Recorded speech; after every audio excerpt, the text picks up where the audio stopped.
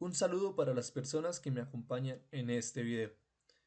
En esta ocasión analizaremos un cascarón denominado Cook Problem a través del software ANSYS Workbench en su versión 2020 R1. Para mi caso es una licencia académica, una licencia estudiantil. El objetivo es realizar el análisis estructural y en el caso de suponer que se tratara de una estructura de concreto, realizar un diseño esquemático del refuerzo a flexión.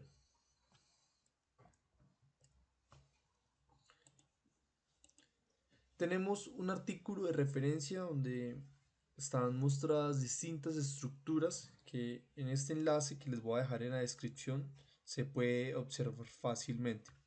El problema que analizaremos hoy consta de dos arcos circulares unidos, dos superficies. Estos son dos elementos tipo shell, el que vienen definidos por una geometría sin unidades. La idea es que nosotros al realizar la modelación logremos introducir unas unidades adecuadas para reproducir en términos de un valor de referencia y que luego viene normalizado por una relación en el que nosotros dividimos el valor del desplazamiento en este punto A, lo dividimos entre un valor de referencia. La estructura viene dada por un empotramiento en este punto y viene dada por una carga de 1, como se expresa acá, en este otro extremo. Tiene un espesor de dos unidades, tiene un módulo de Poisson de 0.3 y un módulo de elasticidad de 3.3 por 10 a la 3.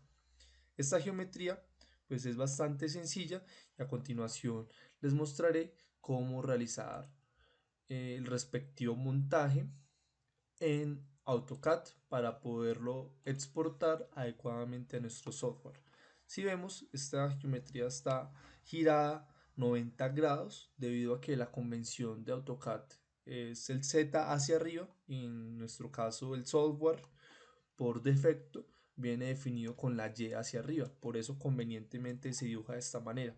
Aquí tenemos la primera geometría que vamos a analizar, es una geometría discretizada, viene discretizada en varias superficies. En este caso, pues nosotros tenemos el problema original, es uno de los tantos problemas que se soluciona en el paper, el que se divide cada sección de arco en 6 partes iguales. Luego, con esta geometría normalizada, haremos un análisis respectivo que les contaré más adelante. Y esto ya es una geometría precisa, es una geometría suavizada que se asemeja al comportamiento real y cada vez pues, va a obtener resultados mejores en la medida de que nosotros introduzcamos datos adecuados. Para ello, yo ya tengo aquí cargado mi software con ANSYS en el respectivo estructural, el análisis estático estructural. Y lo primero que nosotros hacemos para analizar este elemento shell es definir qué material vamos a utilizar. Originalmente pues di clic acá, creé un nuevo material, en este caso no hay necesidad, ya lo tengo creado, le puse un nombre A y luego definí que era un material isotrópico elástico. Yo tengo varias opciones acá, perdón, y lo que voy a hacer es escoger que me deje ingresar el módulo de Young y el módulo de Poisson o radio de Poisson. ¿Qué ocurre? Resulta que por la forma como se van a introducir las unidades, si yo pongo esto en unas unidades de pascales para poderlo relacionar con Newton y con metro, para que tenga coherencia con lo del paper, el software me va a generar una limitación y no me va a recibir un módulo de elasticidad tan pequeño. Por lo tanto, lo decidí poner en megapascales y luego hacer un respectivo ajuste en la modelación para así poder replicar los resultados. el radio de Poisson de punto 3. Simplemente uno cierra, es bastante sencillo. Luego se define una geometría, en este caso pues les voy a mostrar en términos globales la geometría ya suavizada, la geometría final con muchas consideraciones respecto al refinamiento de la malla, a una adecuada definición de la malla de elementos finitos. Uno podría realizar la definición de la geometría directamente aquí en el ANSYS. Tiene una herramienta muy potente que permite definir muchos elementos. Funciona bastante similar a AutoCAD.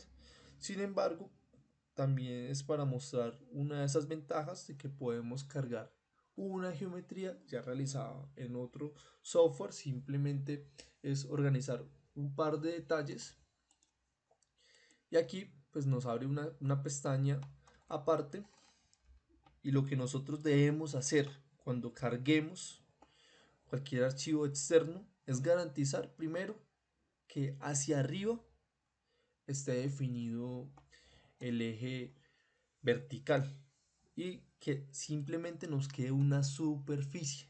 Aunque aparezca aquí Surface, ya el ANSYS lo reconoce por defecto como un elemento tipo shell, que es lo que vamos a analizar a continuación.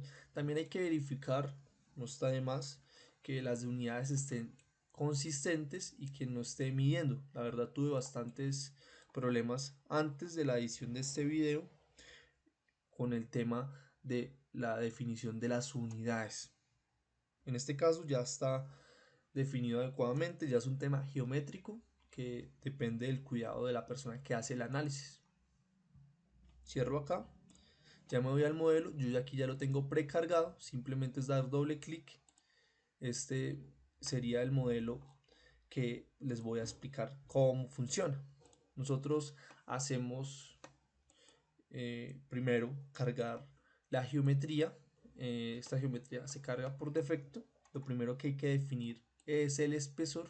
En este caso lo definí de 20 milímetros porque estoy trabajando en centímetros, estoy trabajando en unidades pues convenientes para poder replicar estos resultados. Y lo siguiente que hay que hacer es definir un material. En este caso pues ya lo tengo definido, es el material A. Adicionalmente digo que no requiero efectos no lineales, tampoco requiero efectos térmicos. Esto es importante definirlo aquí. Luego, este material, pues vemos aquí en propiedades que no tiene peso propio, es algo que yo no le definí que tuviera una densidad, y pues cumple con las hipótesis de modelado que nos exige la teoría pues que se utiliza por defecto para el modelado de elementos tipo shell.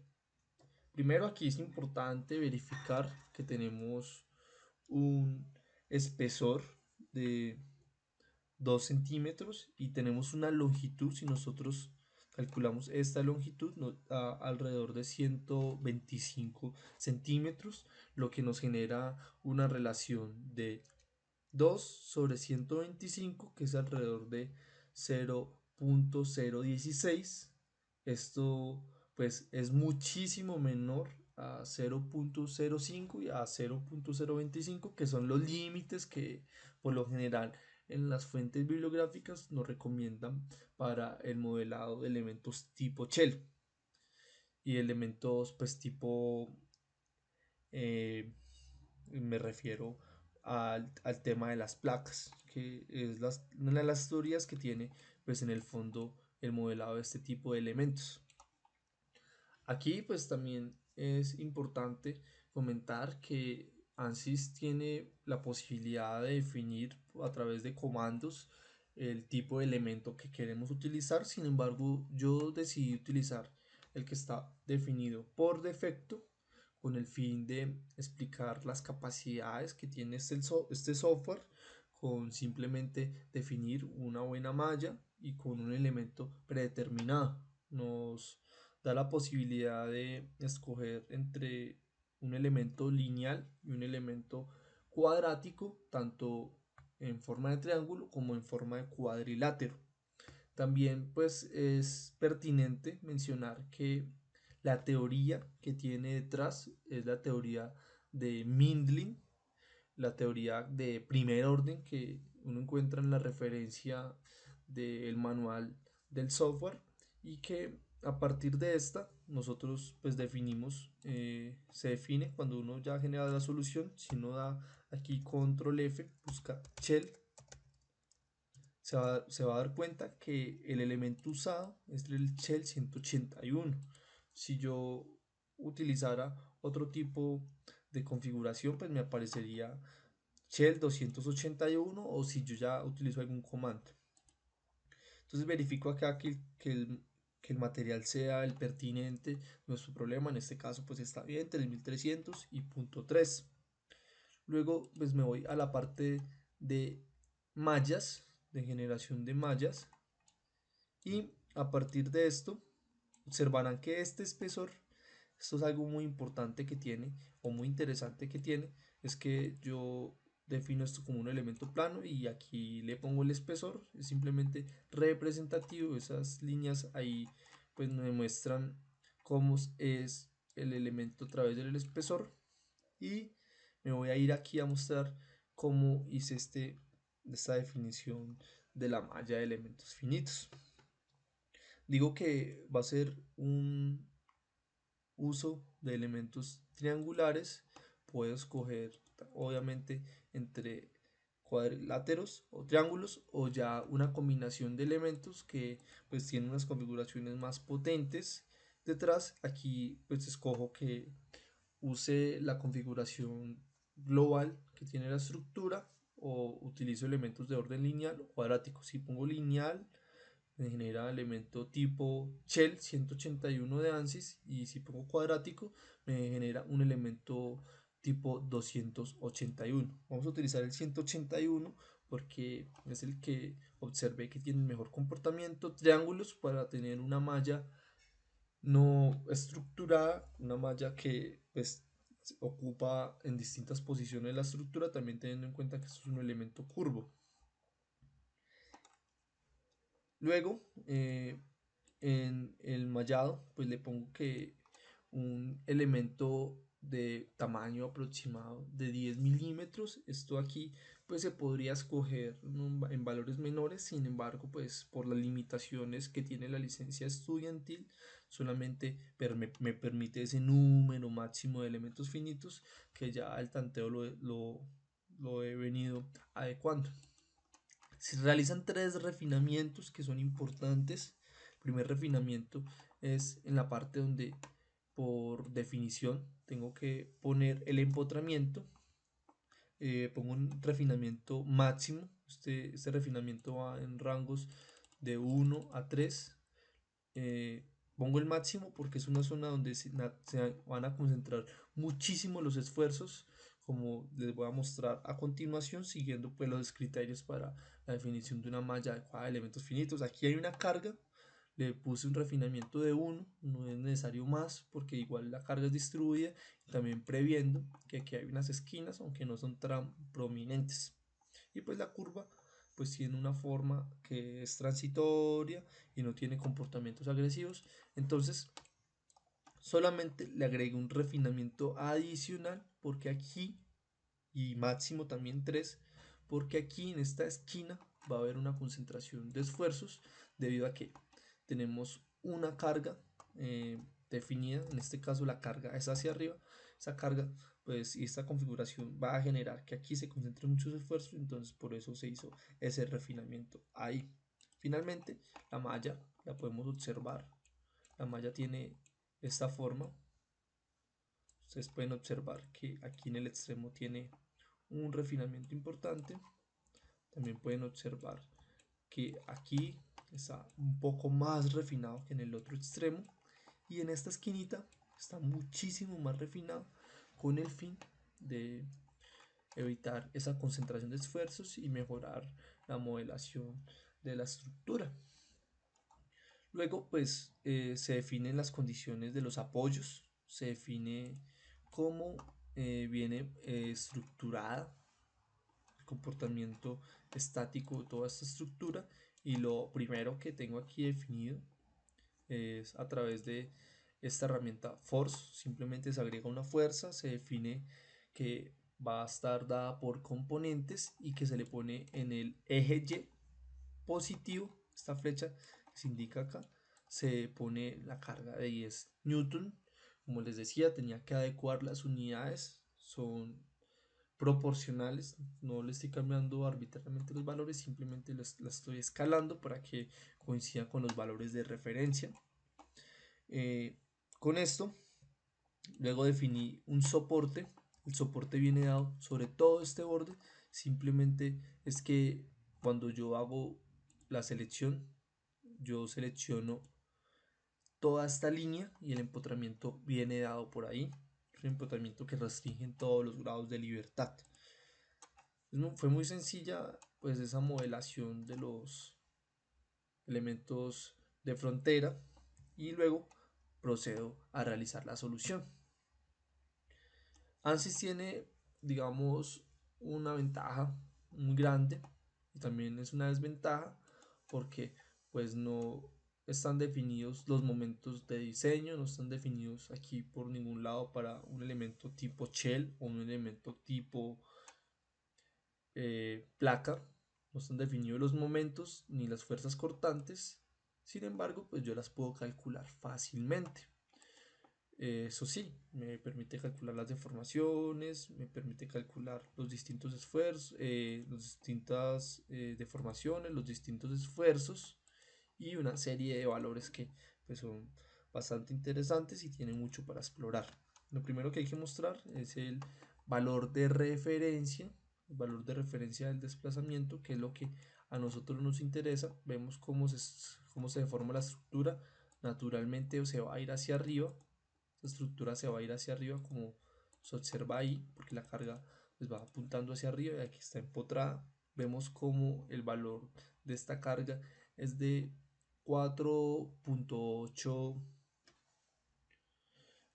pues en este caso son milímetros, pero son las unidades que son consistentes y yo con este valor, pues a partir de otros modelados, antes de mostrar ya los gráficos, les voy a mostrar pues las otras modelaciones que realicé. Se puede observar que una de las modelaciones que realicé es bastante similar a la propuesta en la imagen del paper. En esta traté de simularla. Estas líneas diagonales pues quiere decir que también se realizó triangular, pero yo solamente realicé la parte de cuadriláteros. Cogí esa misma definición de geometría que viene discretizada con 6 pequeñas láminas en cada una de las secciones circulares y definí muchos elementos finitos, pues como para mirar el comportamiento de muchos elementos finitos y una geometría pues no definida tan adecuadamente. Luego ya con la geometría discretizada definí una malla. Esta malla viene estructurada, si ustedes la revisan, está organizada perfectamente. Y luego tengo la malla que finalmente utilicé, que la que les mostré es la malla que viene refinada, es una malla que viene con ya consideraciones importantes en cuanto a la definición de una malla adecuada a elementos finitos.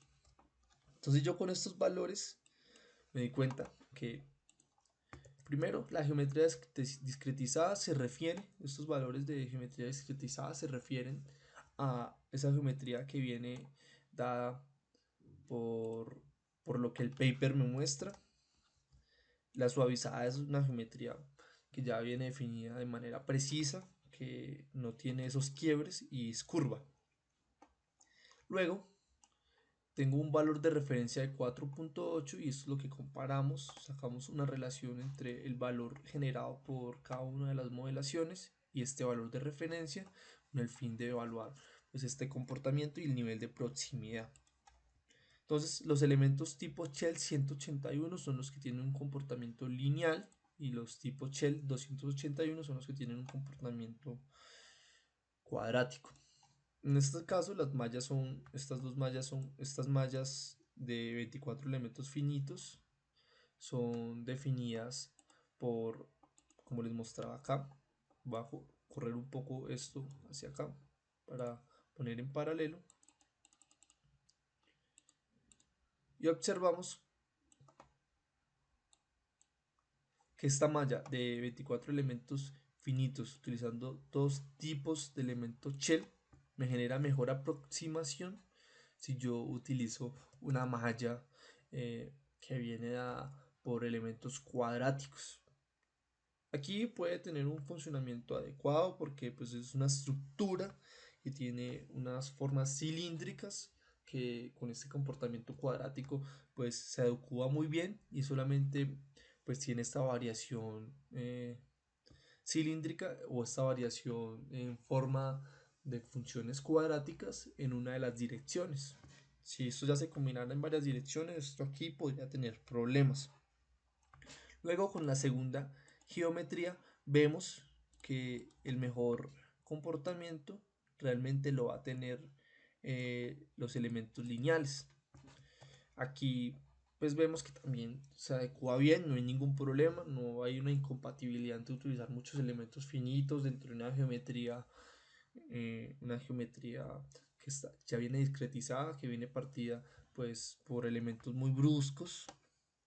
Y vemos luego cómo al utilizar una malla más estructurada, una malla muy refinada, nos vamos acercando con esta pues geometría suavizada, nos vamos acercando por encima de sus valores, quedan un poco sobrevalorados, sin embargo pues también genera buenos resultados. Vemos que pues los resultados son ya bastante cercanos a los niveles óptimos.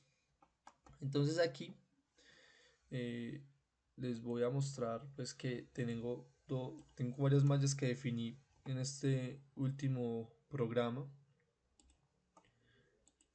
Yo definí primero una malla no estructurada sin refinar y luego ya esta malla refinada. En las mallas no estructuradas, en este caso estos últimos cuatro son de elementos triangulares, se siguen llamando igual porque el modelo matemático es exactamente el mismo, simplemente tiene menos nodos, pero sigue siendo Shell 181 lineal y Shell 281 cuadrático. Vemos que cuando no refino tiene este comportamiento y si refino tiene este comportamiento. Vemos que curiosamente respecto al valor de referencia, cuando yo no refino tiene un nivel de proximidad un poquito, aunque realmente es muy poco, más cercano. Esto quiere decir que pues se escoge el modelado con cualquiera de estos dos en cuanto a los valores de referencia del desplazamiento para definir la malla a utilizar finalmente. ¿Por qué utilizar la malla suavizada, refinada, con elemento lineal? Porque esta es la que nos permite, a partir de una configuración de criterios, la realización de un posible diseño. Igual sabemos que esta estructura pues, es un material cualquiera, homogéneo, isotrópico. Sin embargo, con el fin de aprovechar todas las herramientas que nos ofrece ANSYS, voy a mostrarles para qué sirven cada uno de estos diagramas para, digamos, sacar una buena conclusión tras este análisis estructural. Ya les había mostrado los desplazamientos, que la estructura se deflecta hacia acá y si la miramos completamente vemos cómo se forma de esta manera. Me parece muy interesante poder mostrar este comportamiento también en este tipo de gráficas. Es un modelado dinámico, sin embargo pues muestra cómo esa estructura va cambiando mientras se le aplica la totalidad de la carga y finalmente pues sube hasta donde la encontramos aquí en el desplazamiento final. Voy a cerrar estos elementos del programa. Lo primero que les quiero mostrar es el- los esfuerzos equivalentes de von Mises. Estos pues nos muestran que tiene un comportamiento concentrado Aquí simplemente ponemos máximo y mínimo. El máximo viene dado para la zona donde está aplicado el empotramiento. Justo en esta esquina, acercamos un poco acá, miren que tiene, perdón, justo en esta esquina, y es donde posiblemente podría fallar. Para eso nos sirve este tipo de herramientas. Y vemos como el mínimo simplemente es un 0. Aquí pues tiene menos probabilidad de fallar. O sea, naturalmente la probabilidad más alta de la falla está en esta zona, en particular en esta esquina. Luego nos vamos para los... Voy a quitarle esta deformación para que nos permita visualizar adecuadamente los gráficos. Los esfuerzos principales máximos. Vemos cómo tiene este comportamiento, y de igual manera el máximo otra vez va a estar en esa esquina, y el mínimo pues viene dado aproximadamente en esta zona de acá, que viene dado por esos azules. Esos valores pues realmente son muy pequeños, los mínimos. Los máximos aquí son los que en últimas nos van a interesar, y pues con este comportamiento es que ahorita vamos a realizar un diseño esquemático. Y los esfuerzos principales mínimos son completamente eh, simétricos, digamos, a lo que observamos anteriormente. Se invierte pues la posición ya por el comportamiento de este tipo de estructuras. Luego vamos a observar el esfuerzo máximo cortante, y a partir de ahí vamos, perdón, este no es el esfuerzo, sino la deformación máxima.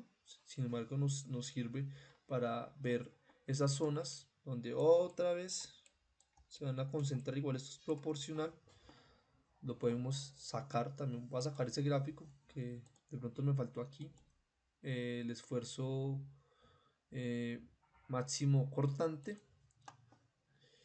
uno lo agrega ahí y le da solve, corre, y pues vemos cómo nos sale este gráfico. Ahora sí, este es el que nos sirve, que es bastante similar. Miren, tiene una concentración justo en esta esquina, esfuerzos cortantes que pueden generar también pues esta falla dentro de la estructura. Esto sale, estos vectores principales y el vector y el cortante máximo, esfuerzo cortante máximo, salen de el círculo de Moore.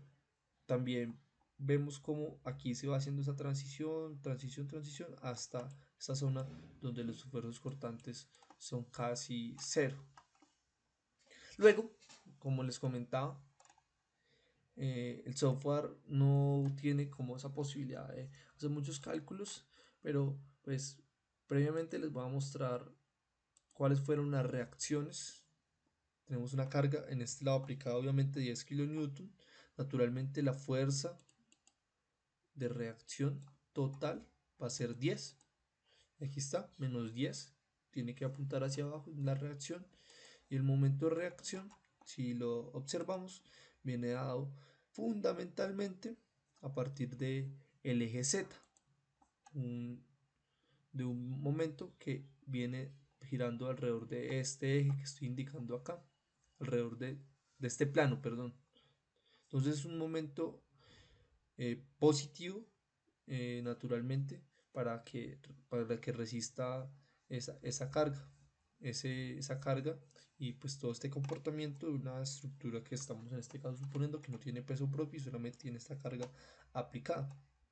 Continuando, observamos cómo se calcula los momentos flectores máximos, el MF1. Yo definí una configuración específica, simplemente acudo a estas expresiones que me ofrece ANSYS. Yo miro en una tabla y vemos que el S1 es el máximo, es este mismo esfuerzo principal máximo que ya habíamos definido, pero ya viene dado pues en otra escala. Lo vamos a multiplicar por ese espesor de 20 milímetros elevado al cuadrado y luego sobre 6, tal como vienen dado en las teorías y la relación. Entonces aquí tenemos efectivamente el MF1 y el MF2, con lo que nosotros en últimas realizamos un diseño a flexión, suponiendo que esto fuera una estructura de concreto. El MF1 lo podemos observar aquí, el MF2 lo observamos de esta manera, vemos cómo se van cambiando estas curvas y cómo se vienen acumulando de esta manera. Esto es bastante interesante para a continuación. Entonces los vectores principales de esfuerzos vienen dados por estas configuraciones. Aquí pues ofrece una cantidad de configuraciones para definir estas flechas. Yo pues ya las organicé previamente. Esto es un tema de que se adecue a la capacidad gráfica, a lo que nosotros vamos a requerir, y vemos este comportamiento. Vemos cómo todo el elemento se van generando estas cruces nos van a ayudar mucho ahora al diseño. Los máximos principales vienen dados por el color rojo, los mínimos vienen dados por el color azul. Mucho cuidado, aquí definí como S3. De acuerdo con el manual de referencia, el S3 es el esfuerzo principal mínimo. El S2 vendría siendo el esfuerzo principal medio, que pues en muchas formulaciones no se termina utilizando, sin embargo pues ahí está. Ahora el momento torsor viene dado por la diferencia, o sea, este es el radio del círculo de Moore.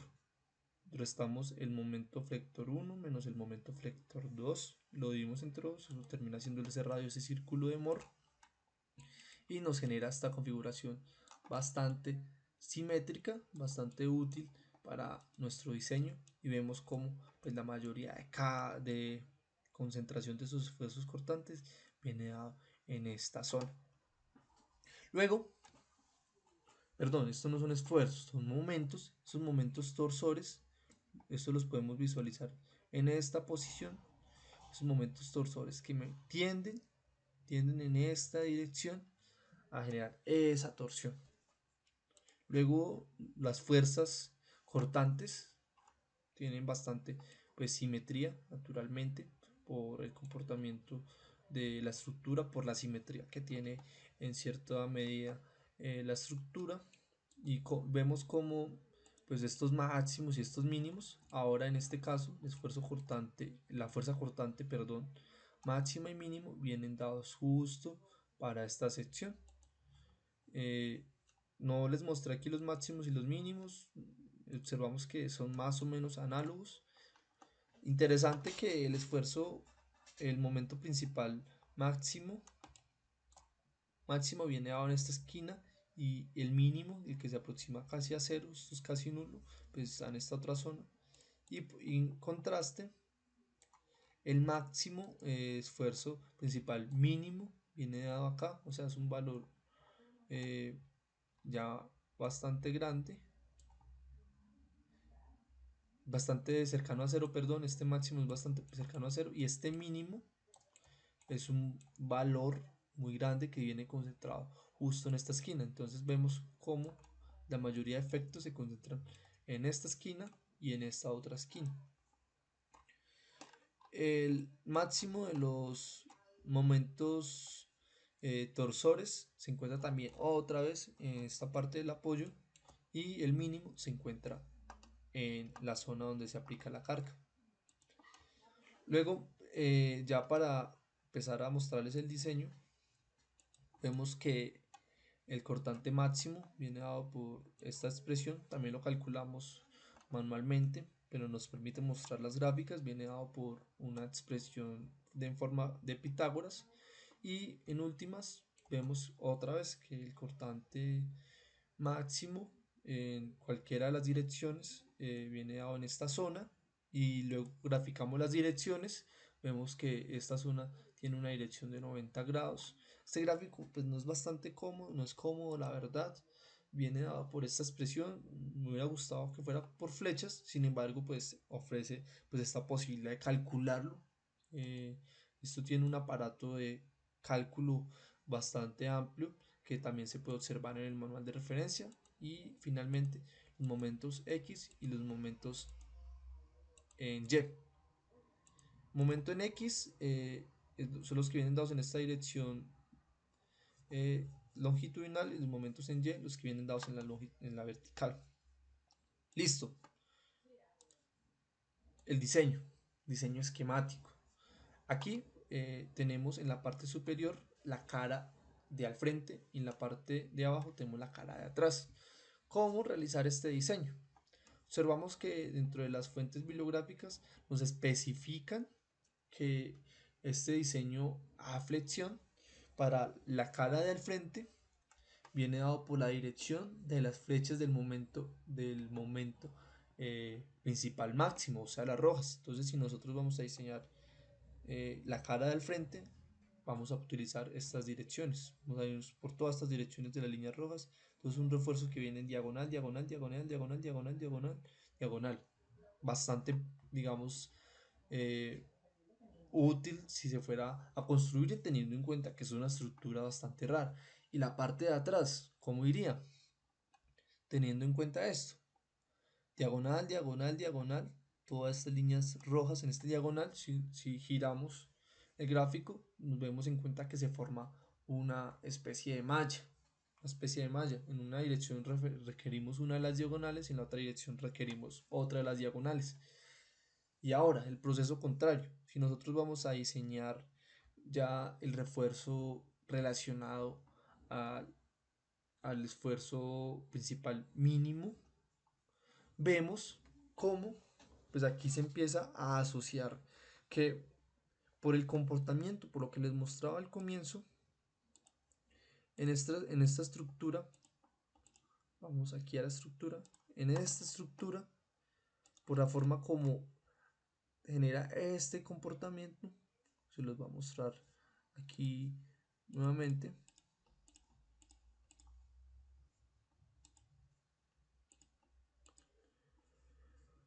Por la forma como se da este comportamiento, esto va a requerir que el refuerzo sea tanto en la cara del fondo como en la cara del frente, tanto arriba como abajo, con esas diagonales, para que resista toda esta flexión.